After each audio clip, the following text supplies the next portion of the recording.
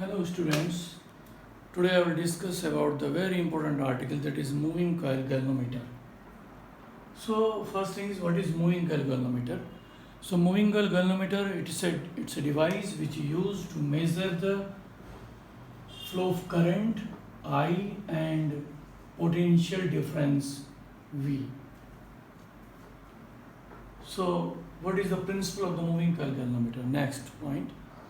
So from the principal point of view, it is based on that when the rectangular coil ABCD is suspended in the magnetic field, so it experiences a torque. So this is the basic principle. And second thing is, next thing is, that is what is the construction of the moving coil galvanometer. So from the construction point of view, so a rectangular coil ABCD is suspended here with the torsion head. This is represented by here T, torsion head, with the help of a strip that is known as phosphor bronze strip. So a strip is made of by the phosphor bronze, and the upper end of this suspended like this, and the lower end of the coil ABCD is fixed with this hair spring with the point H with the rigid support, and the coil is suspended between the two strong permanent magnet, that is N and S. This coil is wounded over the non conducting frame, that is having number of turns, suppose N, and in between that rectangular coil a core is used that is made of by soft iron, so it is called soft iron core. So these are the main points from the construction point of view. Number 1, torsion head. Number 2, phosphor bronze strip. Number 3, rectangular coil. Number 4, soft iron core. Number 5, hair spring. And then number 6, strong permanent magnet, that is N and S. So this is the construction of this. So in that situation, when a coil is suspended in the magnetic field, so it experiences a torque, because a force is acting on the rectangular coil at all the arms of this. So when the force is acting on the arm AD and arm BC, that is acting opposite to each other, that is already discussed in the previous video, and the effect of these two forces are cancelled out to each other. Now next force is acting on the arm AB and CD, and these are acting normally to the plane of the coil, and this force F on the AB is acting in the outward direction, and the force next F, that is acting on CD in the inward direction, that is plane of the paper. So we have to write the magnitude of the force acting on the arm ABF equal to NBIL. The force is actually BIL, but number of turns in the coil we have to consider here N, so force will be equal to NBIL. Similarly, the force acting on the arm CD, that is equal to NBIL, but this force is normally acting in the inward direction. So this is the amount of force acting on both the arms of the coil AB and CD, and due to these forces, because these forces acting perpendicular to each other, so they constitute a torque. So the value of the that torque can be find out in two ways. First thing is, if these strong magnet, these are maybe a rectangular shape or maybe the concave shape. So first thing is, when the rectangular shaped magnets are used, so what will be the expression for the torque and what will be the amount of the current? We have to find out here. So we have to consider in the first case, suppose rectangular magnet, strong magnet N and S are used here. So magnetic lines of force are from N to S, just parallel to each other, and when the coil is suspended here, so we have to show here AD arm, this AD arm and BC arm, and having the breadth AD and BC equal to, that is B, and AB and CD, that is equal to L. So we have to consider AD arm. AD arm, when it is twisted here, so it makes some angle. So when the angle is made by the that arm AB with the magnetic field B, say it is equal to angle alpha, and if we draw a normal here N, so the magnetic field makes an angle theta with the that is line drawn, normally line drawn on that plane of the on the coil. So this angle A, that is we have to write here when the A is produced upward and CD like this, so it is intersect at the point K. So A, K and DK, these are the two constructed arms. So at the point A, the angle KAD, this equal to theta, and angle KDA, this is equal to alpha according to the symmetry. So what will be the value of torque acting on the arm of the AD? So when the current is flowing in the coil is twisting, and due to twisting, this phosphoburn strip twisted also, and here spring will also be twisting. So due to twisting, a restoring force is acting here. So first thing is, when it is twisting, what will be the amount of deflecting torque? That is deflecting torque represented by tau, that is equal to the either force acting on the arm, that is force F, and multiplied by the perpendicular distance between the forces.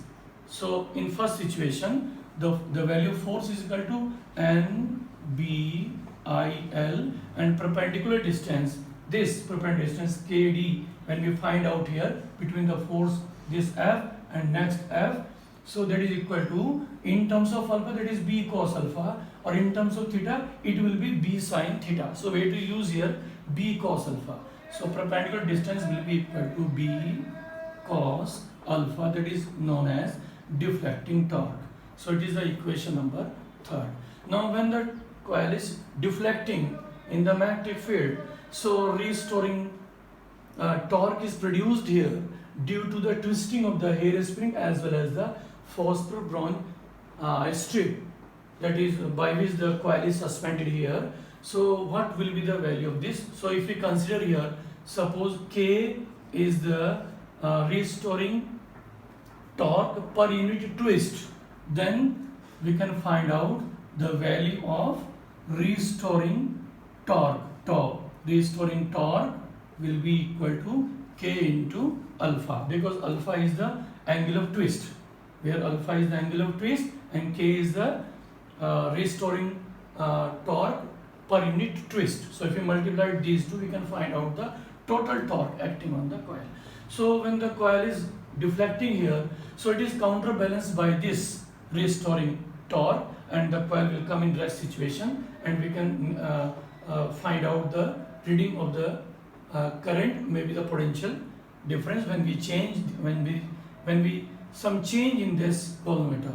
So when these deflecting torque counterbalanced by the restoring torque, so they are counterbalanced to each other. In that situation, NBIL into B cos alpha will be equal to K alpha. So what will be the value of I here? So the value of current I will be equal to K upon, that is NB and into alpha upon cos alpha. So NBI or NBIL into B. This is the value of I.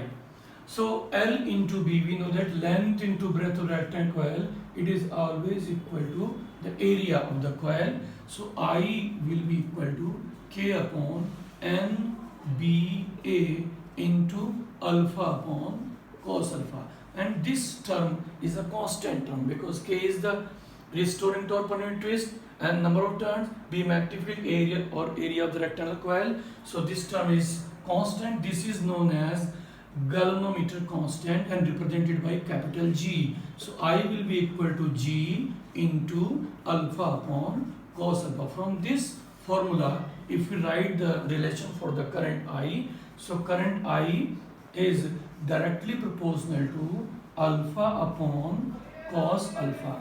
From this relation, the current cannot be measured directly by twisting the angle alpha of the coil, in the magnetic field, because the value is alpha upon cos alpha. So this is known as non-linear scale.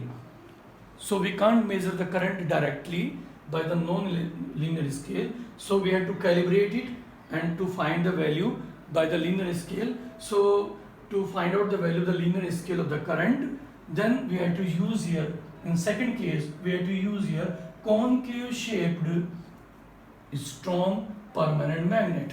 So concave shaped strong permanent is used here because the magnetic lines of force, these will be always according to the diameter of the that area, that circular area between the two permanent magnet.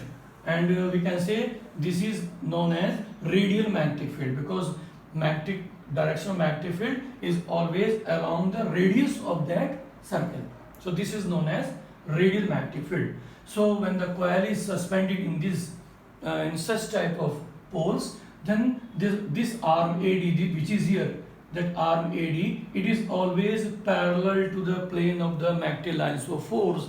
So in that situation, the perpendicular distance between the force this and the upper force acting in the inward direction, it is always equal to this. So this is always equal to the that arm AD, and the that breadth of the arm AD equal to B. So it is always equal to B. It is perpendicular distance between the two forces is always equal to B. That is breadth of the coil. So we can find out the relation for this.